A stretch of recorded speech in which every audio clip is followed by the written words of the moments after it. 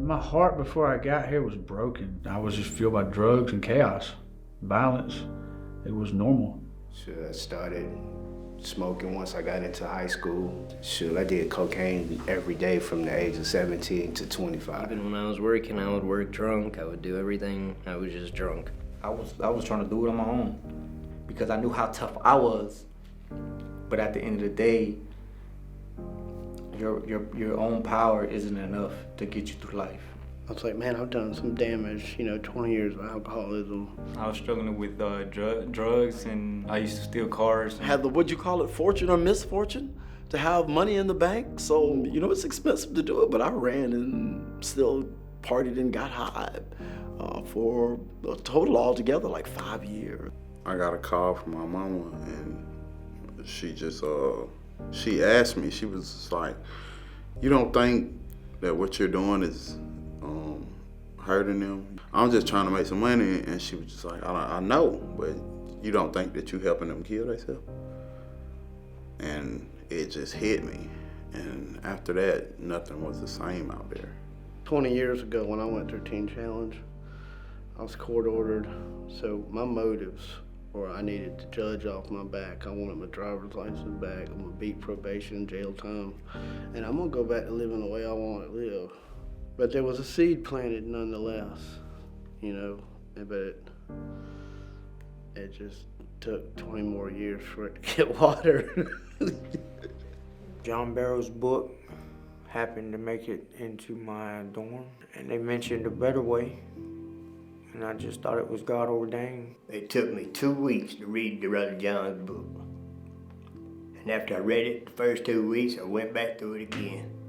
Within 7 days, I was setting out a Better Way ministry.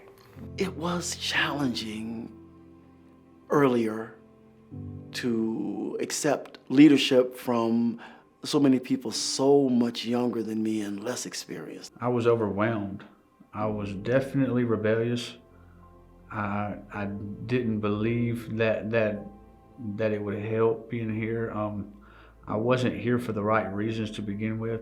I think the hardest thing I had a problem dealing with was not dealing with things the way I was used to dealing with things, and that's fighting. Just because you have a disagreement or a conflict with somebody don't mean that it has to be physical. Without my brothers, things would be dull. There wouldn't be no help, because we all need help with each other. Once you find somebody that's got the same mindset and gonna make it through this thing and wanna make it through this thing, it's not hard. The brotherhood on the streets is not real like it is here, because the brotherhood here is Christ-centered. The relationship with my family wasn't close, but now that I came to the program and I changed my life, it's different. Now they able to trust me with anything. Emotionally, I wasn't there for my family. Thanksgiving last year, just my kids being here, I think that's one of the best things. My family's great, but I tore a big gap between me and my family. I got my sisters picking me up, taking me home, bringing me back. That's something they wasn't done in a million years if God hadn't been in. My second 4th of July parade is when some of my family got to come. That was a great moment to be doing something, sober, finally with my family. I'm no longer an empty person that wanted to use a substance to fill the emptiness, because no, I'm not empty with God. I really didn't think it was possible, but they really did change me. And it was all about that complete surrender. I don't know how it happened.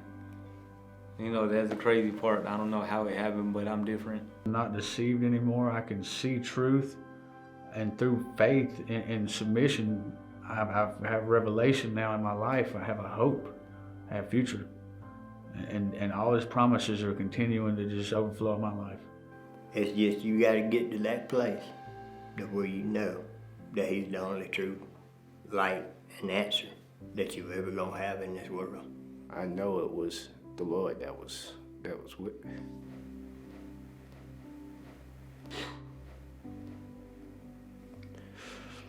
know he has something better for me. Because I shouldn't be here. Right after my dad passed, I had not been able to grieve properly. You know, I didn't give myself the chance to because I was overloading myself with work. And I just wish he could see me today because he always wanted me to do better. And he always told me, you know, I want you to do better than I did. Because he didn't do nothing but sell drugs. And he told me he wanted me to be better than him. And I can say that today. That I'm a better man now.